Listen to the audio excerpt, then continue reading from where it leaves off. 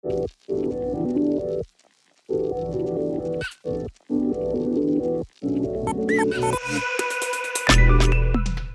indiscutible que la era digital ha cambiado el diseño gráfico, pero exactamente cómo lo ha cambiado. Verán, antes el diseño era algo que se hacía en equipo, se pensaba, se maduraba sobre el tiempo.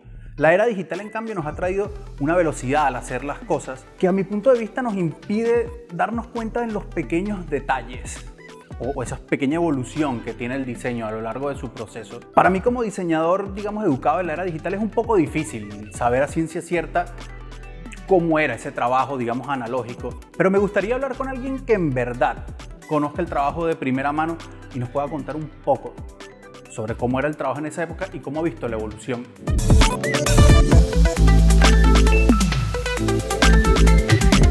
Yo siempre digo que hemos sido unos privilegiados. Yo creo que el conocer la época analógica, aprender de ella y después poder utilizar la tecnología, yo creo que es, bueno, una suerte y un privilegio. Al no haber normas, la gente tenía que reinterpretar y tenía que aportar muchas cosas. Y es decir, el no tener formación te exige una respuesta creativa tuya personal.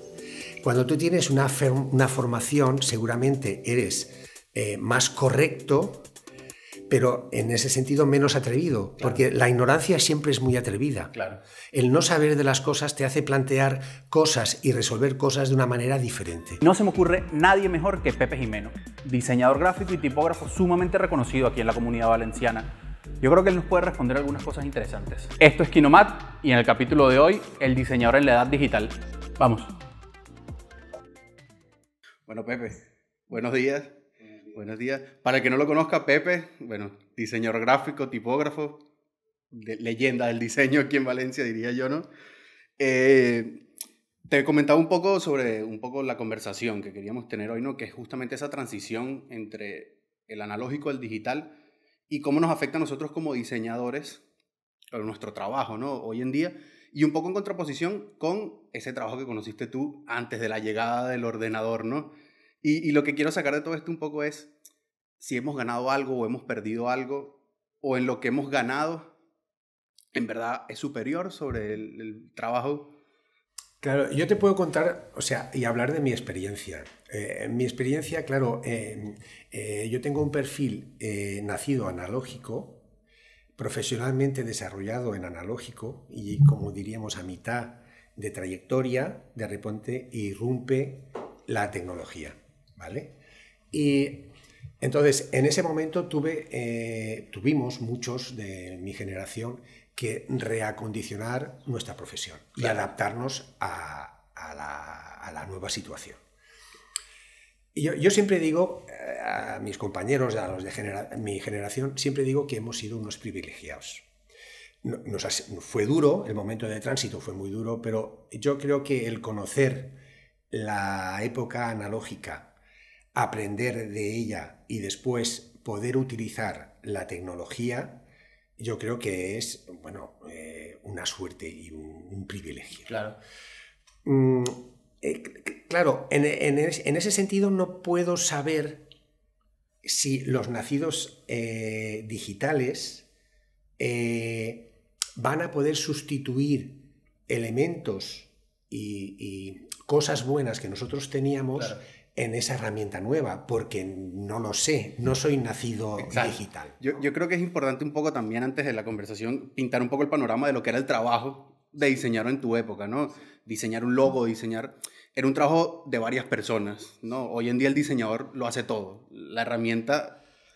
A mí, fundamentalmente, es lo que ha cambiado mucho es la rapidez del trabajo. Claro. O sea, yo recuerdo antes porque yo empecé a trabajar cuando todavía teníamos que llevar los textos ya no a fotocomposición, sino a tipos, a la composición de tipo de plomo.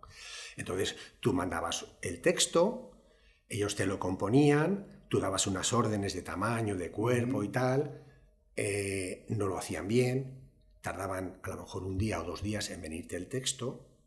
Cuando venía, tú mandabas las rectificaciones, te lo volvían a mandar y cuando te lo mandaban, que ya lo habías hecho habías perdido 3 o 4 días, entonces tú cogías el texto, lo cortabas y lo montabas a tu gusto, a tu gusto, ¿vale? Y entonces a partir de ahí fotografiabas.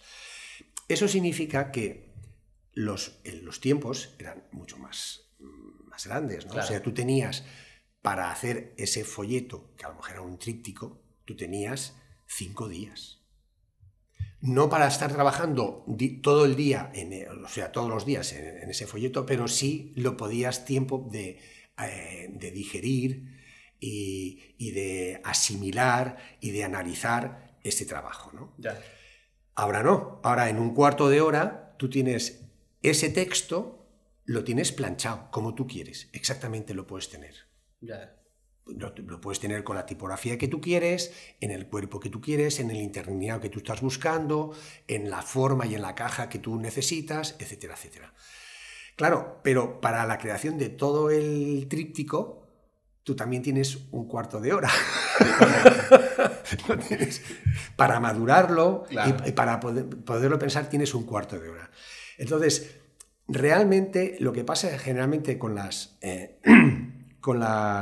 grandes avances es que avanzamos cosas, pero siempre acabamos perdiendo otras, porque somos muy puñeteros los humanos, ¿no? Sí. O sea, en vez de aprovechar y decir, bueno, tengo esto para hacerlo mejor y tengo más tiempo para mí, para disfrutar y para poder hacer otra actividad, y entonces no, lo que pasa es que se reduce todo, y entonces lo único que pasa es que tienes esa ayuda y esa posibilidad, pero sobrecargadísima de trabajo. Lo decía José María Cerezo en Diseñadores en la Nebulosa, que claro, el hecho de que solo se haga más rápido no agiliza el proceso, sino que te obliga a trabajar más.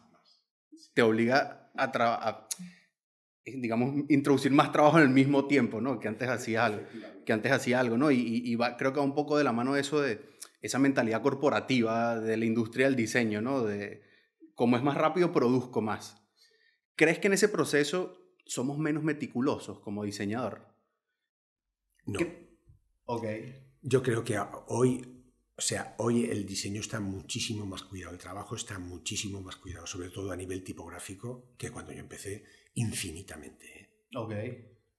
No, yo no. Eso es interesante porque... No, yo creo que eso sí ha mejorado muchísimo. Hay una cultura tipográfica muy importante. Se nota mucho en los rótulos. Echamos mucho de menos los rótulos antiguos porque tenían esa gracia y esa improvisación, pero tenían una falta de escuela muy grande y un desconocimiento, porque había rótulos que tenían mucha gracia, pero había mucho desastre. Y en general había mucho rótulo mal trazado. Eso me interesa. De hecho, más adelante tenemos una entrevista con Joan Quirós, que es tipógrafo también, un poco sobre eso, ¿no? En tu experiencia como educador y como director, ¿qué buscas exactamente de un diseñador hoy en día, ¿no? Versus lo que se esperaba de un diseñador cuando tú empezaste.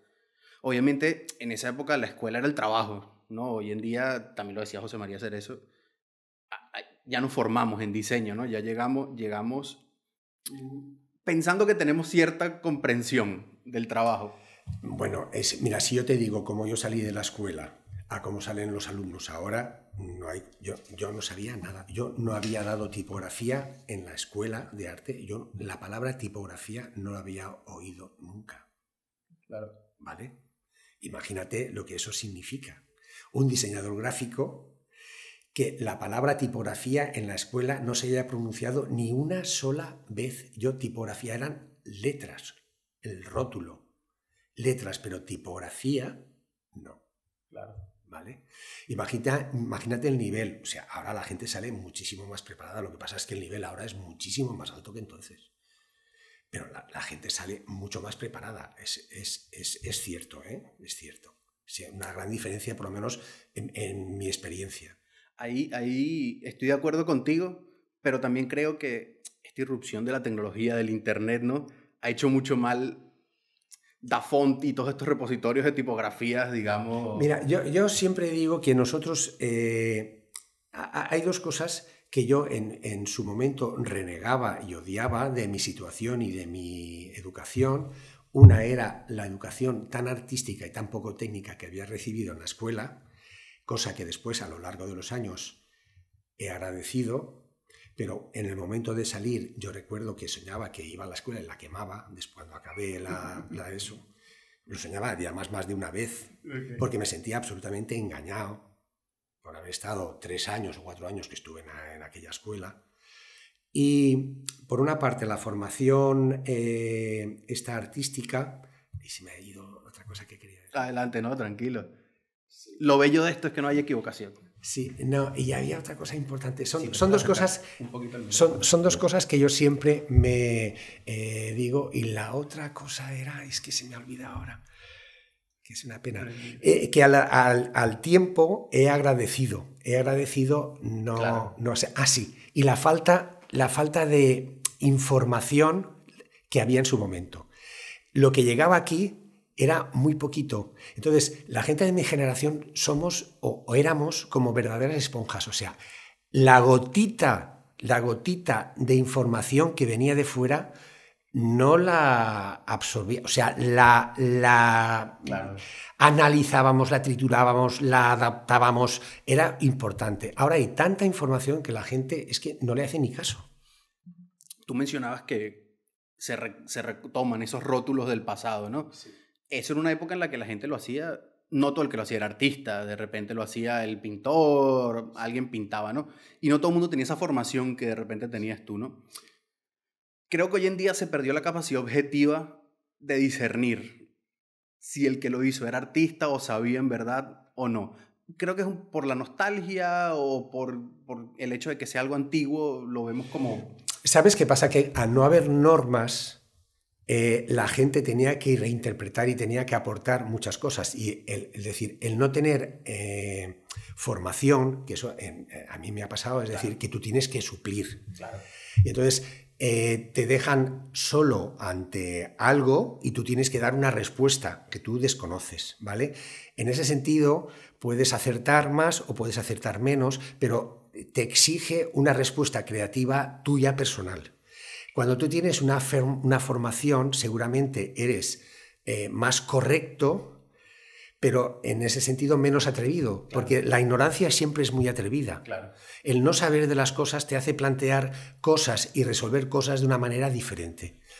Y esa es las ventajas y las inconvenientes de la formación. Yo recuerdo cuando yo al principio siempre añoraba las enseñanzas de, por ejemplo, de los holandeses. Yo conocía a diseñadores holandeses que estaban aborrecidos de la educación porque la educación era muy rígida y decían que unificaban y uniformaban a todos los diseñadores holandeses. Los diseñadores holandeses tenían una forma de hacer tan característica que tú veías algo y dices, este es holandés. Esto está planteado, este es un holandés. Y eso es un poco lo que ellos echaban en falta, ¿no? Claro, justo lo que nosotros echábamos en falta era lo otro. No tener que descubrir lo que ya estaba descubierto. Claro. Hoy en día, en el que tenemos el internet y tenemos tanta información, ¿crees entonces que nos hemos hecho menos atrevidos en el diseño, no? Yo creo que es que está tan fácil, hay unas normas y es todo tan clasificado, está todo tan estudiado que es que no te atreves a salir de eso. Claro. Porque está muy racionalizado, está muy ordenado. Entonces, claro, como tú ya sabes que está eso, ya no tienes la ignorancia. O sea, la ignorancia te da un atrevimiento que no te da la formación. Y creo que además nosotros como diseñadores vivimos bajo la expectativa del cliente.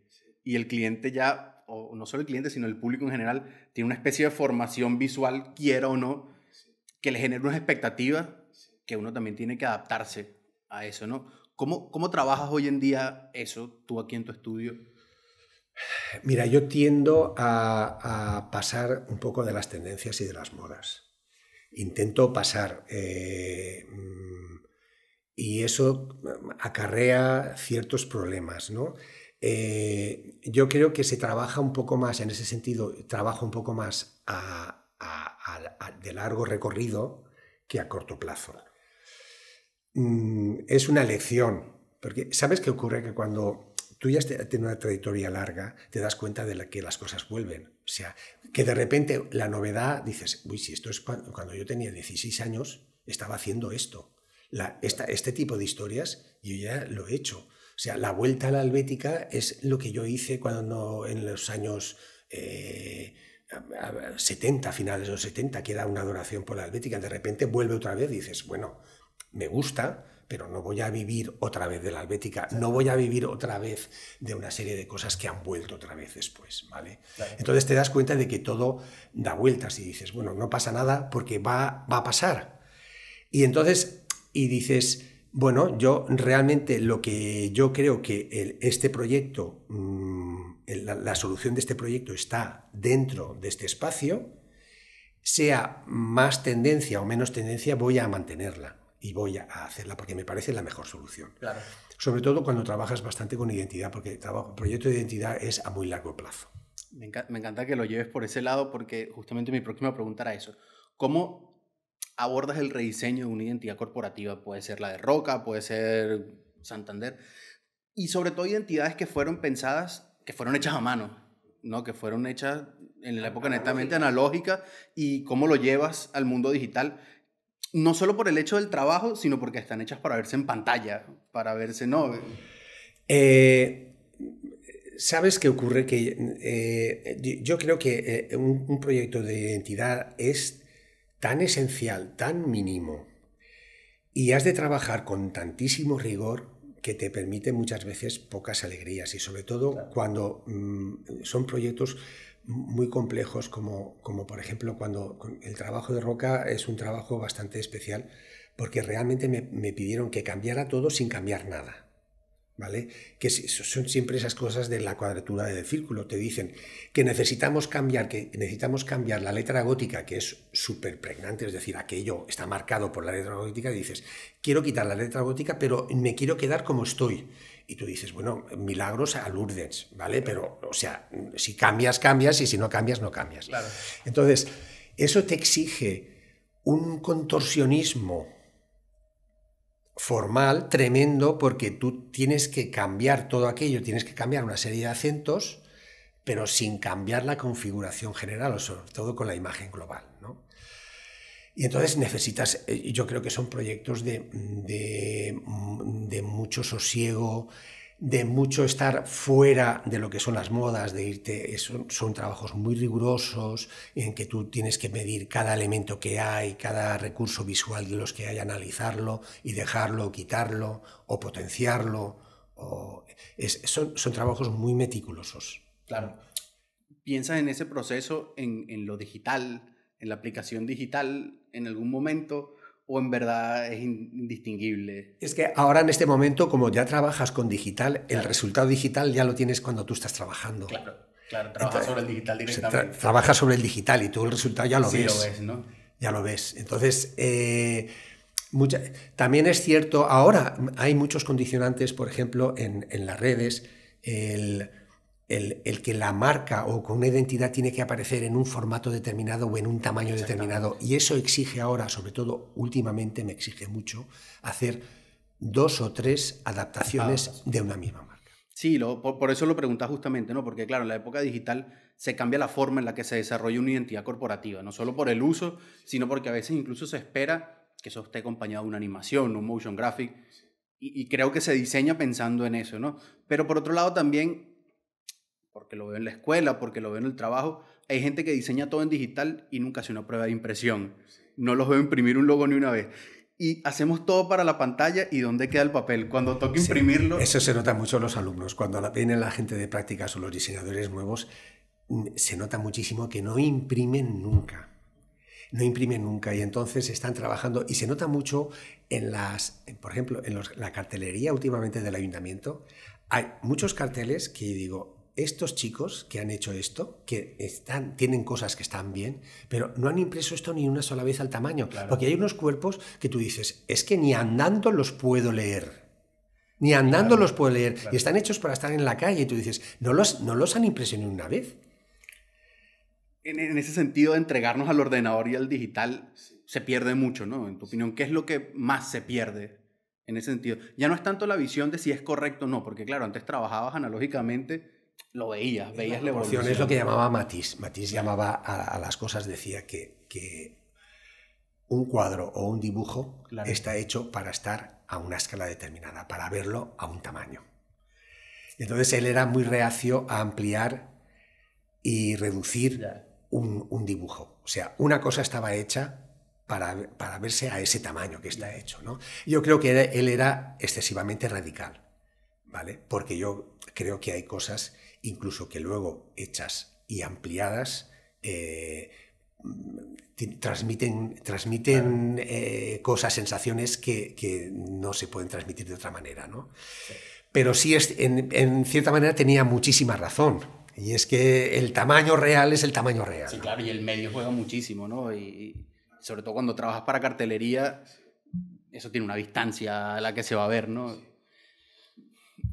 En ese sentido, todo el tema volviendo un poco al punto del internet y las redes sociales y cómo influencian nuestro trabajo, ¿no? Porque pareciera que hoy en día todo lo que hacemos lo hacemos para que sea visto, ¿no? No lo hacemos para el cliente, lo hacemos para mostrarlo, sí, para decir. Hombre, es natural que lo hagamos porque realmente una parte, o sea, yo siempre considero cuando tú realizas un trabajo, aunque tú hayas cobrado el trabajo, una parte, un importante porcentaje del premio, del beneficio que tú recibes es el propio trabajo, el que ese esté en la calle y el que ese se vea, ¿vale? Eso es muy importante. Claro. Hay proyectos que tú haces que cobras y que se quedan en un cajón y que tú has perdido un porcentaje muy importante de lo que es esa inversión que tú has hecho en el proyecto. En ese sentido, se me ocurren pocas personas, digamos, más idóneas que tú para preguntar esto. ¿Cómo convive hoy en día el trabajo del diseñador gráfico como diseñador y el diseñador gráfico como artista, digamos, ¿no? Como ya la faceta visual de nuestro trabajo? Porque, claro, vivimos en una época donde pareciera que quisiéramos hacer todo por mostrar que podemos hacerlo, ¿no? Yo, voy a empezar un poco por mi relación con el trabajo, claro, con el trabajo artístico. Un poco por la situación de la disciplina del diseño gráfico, que está entre las disciplinas de estrategia, de comunicación y las disciplinas artísticas, es una cosa que está a caballo. No es ni es fotografía ni es pintura, exactamente, ¿vale? Exacto. Comparte una serie de lenguajes artísticos y de los principios de la percepción visual con todas estas disciplinas, pero a la vez comparte estrategia y conocimiento con marketing y con la comunicación, ¿vale? Entonces somos una cosa que está ahí a caballo, que tienes el lenguaje de uno y la estrategia del otro. Entonces, ese compartir el lenguaje con las disciplinas artísticas hace que muchísimas veces los diseñadores gráficos acaben haciendo un trabajo artístico. Y es en todo aquel en el que de alguna manera el diseñador no tiene un encargo determinado. Es decir, que tú te planteas un proyecto porque nadie te lo va a encargar nunca. Yo estaría encantado de trabajar en proyectos que yo me he planteado, pero que nadie me va a encargar, claro, en mi vida. Nunca, jamás. Entonces, te lo planteas como no tienes ese encargo, pues te lo planteas tú y lo desarrollas tú porque te interesa, claro, personalmente y profesionalmente de alguna manera, ¿vale? Entonces, ese es un poquito el por qué empiezo a trabajar en ese tipo de proyectos, ¿vale? Porque hay cosas que me interesan y que no puedo desarrollar con un encargo. Ya. Y porque además me fortalecen y me enriquecen mucho en mi trabajo, en el trabajo de encargo, ¿vale? Porque en el trabajo de encargo siempre es un trabajo muy rápido, un trabajo en el que tú siempre tienes que ir a caballo a ganador. No puedes experimentar algo que no conoces demasiado porque puedes fracasar. Y hay mucha gente detrás de ese fracaso y muchos intereses. Entonces, tú tienes que ir, cuando tú haces una propuesta, siempre hay un riesgo, pero tienes que ir a caballo ganador. O sea, tú siempre tienes que intentar que aquello tiene que ser un éxito o tiene que funcionar bien, ¿vale? Porque es lo que está esperando el cliente de ti. Exactamente. ¿Vale?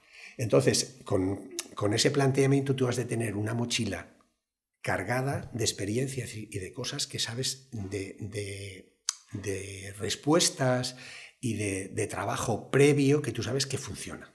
Y en un momento determinado, cuando tú necesitas algo, es coger la mochila, sacar esta historia, este recurso que tú tienes y lo plasmas ahí. En el encargo del día a día no te da tiempo a desarrollar eso.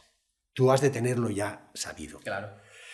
Aparte de esto, es que muchas veces nadie te va a encargar un tipo de trabajo que tú no hayas demostrado que tú has hecho y has hecho bien. Generalmente el problema que tenemos los diseñadores es que cuando tú solucionas algo bien y sales a la calle, todo el mundo acaba encargándote lo mismo y te acaban encasillando. Dices, pero si yo también sé hacer muy bien este tipo de trabajo, esta disciplina, y nadie me lo encarga. Eso viene un poco, ¿no? Porque somos tantos y hay tanta gente tan especializada. Sí.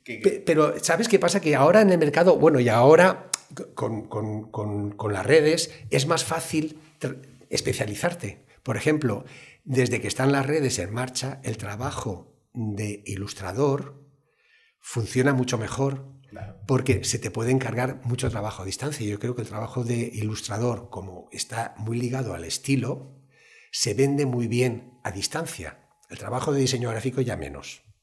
¿Utilizas redes sociales para promover tu trabajo? Bueno, utilizas todo el mundo, pero a mí generalmente el encargo me viene por otro encargo. Es decir, un cliente me trae otro cliente, claro, o un trabajo hecho que a alguien le ha interesado me llama por ese trabajo. Entendemos. Tú tienes ya cierto reconocimiento en la industria. Sí, pero eso a veces es negativo, ¿eh?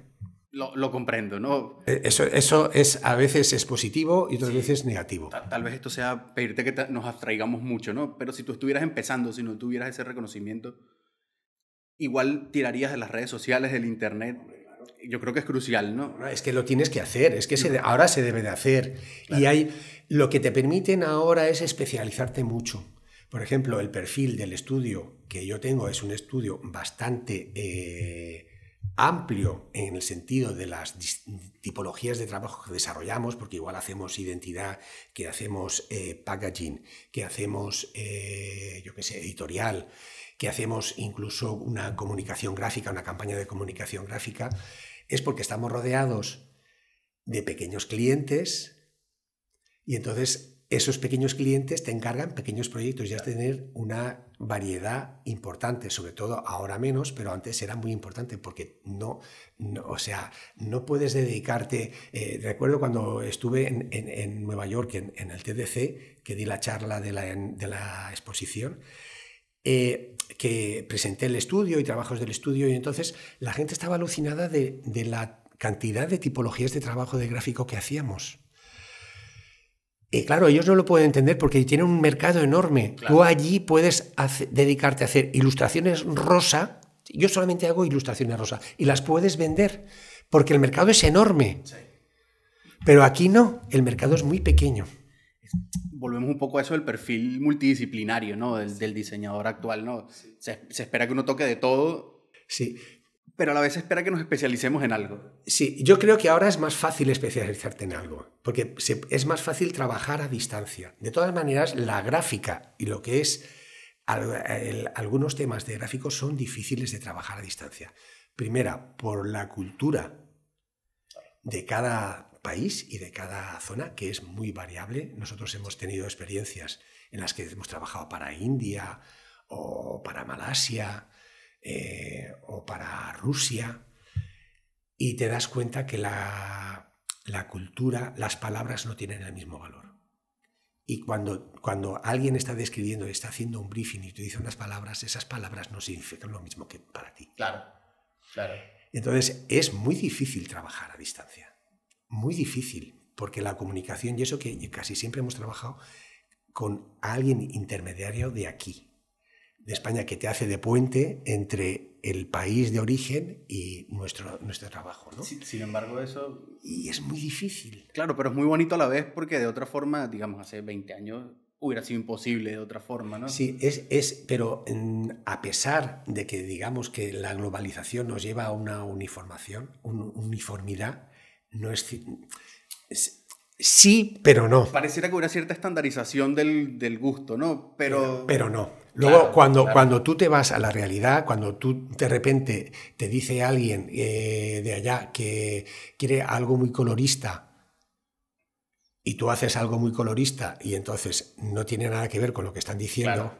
O cuando quieren, no, es que nosotros estamos buscando algo muy europeo, un estilo muy limpio, muy no sé qué, y tú haces algo muy europeo, y estás trabajando para Egipto y no tiene nada que ver lo que ellos llaman europeo y lo que tú piensas que es un estilo de aquí. Incluso, digamos, internamente aquí en España o entre el público. Incluso en Europa, dentro de Europa. La gente no se da cuenta que el ordenador nos muestra lo que queremos ver. Google no nos muestra lo que está de moda, sino lo que él piensa que queremos ver, ¿no? Y creo que nuestro gusto se forma en base a eso, a lo que vemos a diario, que pareciera que vemos mucho, pero en verdad no vemos nada. En verdad... Y es difícil, realmente es difícil. Yo sé que, y creo que en producto, en lo que es diseño de producto, en lo que es incluso packaging, que es quizá más estándar, es más estándar, pero lo que es identidad y lo que es comunicación, todo lo que tiene que ver con comunicación, que tiene mucho que ver con la cultura, es muy difícil trabajar para afuera. Muy difícil. No. Así como, por ejemplo, ilustración, no. Porque si te buscan a alguien que tiene un estilo de ilustración, porque claro, en gráfico yo siempre digo, o sea, el perfil del estudio nuestro no es un perfil con un estilo determinado, ¿vale? Nosotros no tenemos un estilo que aplicamos a todo el trabajo que viene y aplicamos ese estilo, ¿no? O sea, nosotros nos ponemos detrás del proyecto, detrás del cliente y vemos lo que él necesita y entonces, con arreglo a lo que él necesita, nosotros buscamos una estrategia y buscamos un lenguaje y buscamos un planteamiento de trabajo que puede ser radicalmente diferente al que hemos hecho en el trabajo anterior, ¿vale? Para otro cliente, claro, o para el mismo cliente en otro proyecto que no tiene nada que ver. Adaptarse es crucial, ¿no? Es fundamental para nosotros, ¿vale? Entonces, eso te lleva a que tu trabajo no es estándar, no tiene un estilo determinado y entonces es muy difícil de saber cómo tú vas a reaccionar ante un planteamiento o ante un reto. Y eso hace que el trabajar a distancia sea muy difícil. En cambio, en ilustración tú tienes un estilo y la gente te encarga ese estilo de ilustración. Y es muy fácil. Eso es... Quiero cerrar un poco esta conversación, ¿no? Invitando a hacer un poco un ejercicio de abstracción creativa, ¿no? sobre esto. Sobre todo sobre gráfica callada y el concepto de trabajar analógicamente esa cultura o esos estándares gráficos que tenemos hoy en día, ¿no? ¿Crees que gráfica callada o ese trabajo podría vivir en un ambiente netamente digital? Sí. Yo creo que se puede hacer dentro del mundo digital, ¿vale? Se puede hacer absolutamente digital. Yo no lo podría hacer. Claro. Para mí es un trabajo que tiene ventajas el hacerlo analógico. Y es que tienes el tamaño, el famoso tamaño, claro, la proporción real la tienes delante de ti. A ver, hay cosas universales. La ley de la Gestalt, por ejemplo, es universal. Trabajes analógico o trabajes digital, ¿no? Pero hablando de eso un poco de la nostalgia, yo me debato muchísimo entre si en verdad es posible, digamos, olvidarse de que el analógico funcionó algún día y entregarse meramente al lenguaje digital. Entendamos por lenguaje digital, todo va más a lo vectorial, todo va más... A mi modo de entender, lo mejor es una combinación. Claro. A mi modo de entender, claro, yo siempre te hablo de que soy híbrido, ¿vale? Aunque soy nacido analógico, soy híbrido. Pero para mí es una gran ventaja y supone siempre una gran ventaja el tener el respaldo de lo digital. Claro. Para mí el arranque del analógico es fundamental, me aporta cosas muy, muy, muy importantes, pero me es muy importante y me agiliza mucho algunas cosas el digital. Y yo creo que lo que hay que hacer es aprovechar todas las oportunidades. Yo lo decía me acuerdo al principio cuando estaba el ordenador, que nosotros hacíamos ilustraciones con la fotocopiadora. Me acuerdo que hacíamos con papeles de colores, teníamos una fotocopiadora que tenía 4 o 5 tintas. 4 o 5 tintas, tenía rojo, verde y tal. Nosotros poníamos cartulinas de colores, fotocopiábamos cosas y sobreimprimíamos ese papel y hacíamos ilustraciones. Claro. ¿no? Entonces, todo eso lo solapábamos al principio del digital, ¿no? Con el escáner y con todo eso. Y entonces yo siempre decía que había estudios que habían tirado la fotocopiadora al cuarto de los trastos y nosotros la seguíamos utilizando pues el pincel y muchas cosas. Y para mí es fundamental el utilizar las dos cosas. Lo decía, bueno, lo comentaba también José María Cerezo, ¿no? Pero creo que es importante. Cuando aparece toda nueva tecnología, siempre hay un periodo en el que, digamos, la calidad de lo que se produce decrece. No porque sea peor esa innovación, sino porque no sabemos cómo aprovecharla al máximo, ¿no? Obviamente la mano, el papel, el pincel, tenemos siglos de usarlo, ¿no? Y en la época digital no estamos ni rayando la superficie, pero yo creo que ya pasamos el punto en el que no sabemos cómo aprovechar la tecnología, ¿no? Sí. En ese sentido, ¿cómo ves el diseño de cara al futuro teniendo en cuenta que estamos en una formación y bajo digamos, una sociedad que cada vez ve más al digital y menos al analógico, ¿no? Yo creo que hay que aprovechar del analógico un poco lo coyuntural, el error, la mancha, lo casual. Eso es una cosa que va a ser bastante difícil, o por lo menos se puede hacer, pero yo creo que tardaremos poder hacer en digital, ¿vale? Eso, porque el analógico te lo da, o sea, el error, la casualidad, la improvisación, etcétera, etcétera, te lo da, la realidad te lo da más que el diseño es más limpio, es más estéril. Sí, efectivamente. Sí. El digital es más estéril. Sí. Seguramente eso no se hará y no tardará mucho y se podrá hacer porque se va a avanzar y se va a hacer. Pero en este momento no. Entonces, claro, solamente podemos hablar en la circunstancia en la que estamos. Yo creo que hay muchas cosas, sobre todo para depurar, de depurar el trabajo analógico. Yo creo que es muy importante el digital. ¿Crees que vamos a adoptar tanto el digital en un punto y va a llegar a ser, nos vamos a acostumbrar tanto a ese trabajo limpio, que vamos a añorar o vamos a intentar buscar que digitalmente se ensucie de nuevo? Sí, no, eso seguro, porque esas reacciones siempre van. Claro. Es como el barroco y el clásico y el neoclásico. Siempre son polos que uno va de un lado a otro, es como una especie de péndulo que va de un lado a otro como a lo largo de la historia, y eso va a pasar. Claro, la rapidez que te da un trabajo limpio es muchísimo más rápido. Claro. O sea, está bien ordenado, está muy limpio, es muy claro, es muy no sé qué, pero es muy inmediato. Es decir, tienes pocas salidas, o sea, se te acaba rápido. Entonces necesitas, eso seguramente llegará a un punto en que eso va a volver otra vez. Depende de nosotros como diseñadores, también ayudar al péndulo a que se mueva, ¿no? Sí, también es un poco la diferenciación y el cambio. O sea, va a llegar un momento de saturación en que se va a buscar otro tipo, y al final yo creo que está un poco con la cultura va de un lado a otro y se va meciendo, ¿no? Exactamente. Y es así, y no vamos a inventar nada nuevo. Hoy en día es muy difícil, ¿no? Y creo que justamente parte de todo esto, ¿no? La era digital nos trajo como una base de datos visual tan grande que ya aparentemente le tenemos miedo al tomar lo que ya está hecho y tomar inspiración. Yo creo que el trabajo está siempre ahí, es en coger, eso el otro día lo estaba leyendo de Bacon, que decía que los mitos no se innovan, los mitos están y son siempre los mismos. Lo único que pasa es que se reinterpretan. Claro. Pero los mitos, o sea, las esencias son las mismas. Al final lo único que pasa es que se reinterpretan de una manera o de otra, y eso es un poco el trabajo del diseñador y el trabajo del artista, ¿no? Es volver a interpretar, dar una versión nueva de todo aquello que ya está hecho y contrahecho.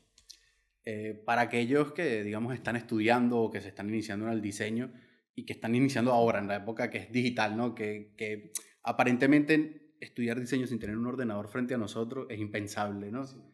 ¿Alguna reflexión, algún comentario? Sí, bueno, yo creo que hay cosas que en analógico se hacen muy bien, y es por ejemplo, es aprender a dibujar. Aprender a dibujar te da igual que dibujes con un ratón que dibujes con un lápiz. Pero ¿crees que la herramienta ahí no influye en absoluto? Yo creo que uno tiene que aprender a dibujar. Uno generalmente, por lo menos yo lo que pienso, que el estudiante es más perezoso a dibujar con ratón. Claro.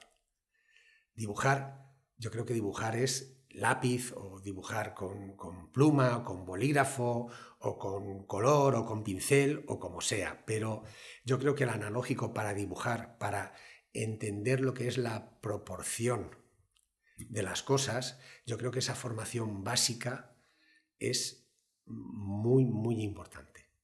Muy importante, que uno entienda que los elementos dentro de una misma pieza es muy importante el tamaño que tengan. Incluso luego eso te va a servir para componer elementos, para componer textos, para componer fotografías, pero eso se llama, ese sentido de la armonía entre una pieza y otra es muy importante y eso se tiene que romper, yo creo, a mi modo de entender, en analógico. Ok, bien.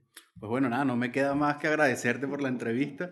Tienes la cámara, el que quiere saber sobre tu trabajo o quiere interesarse más por lo que haces, ¿dónde te puede buscar?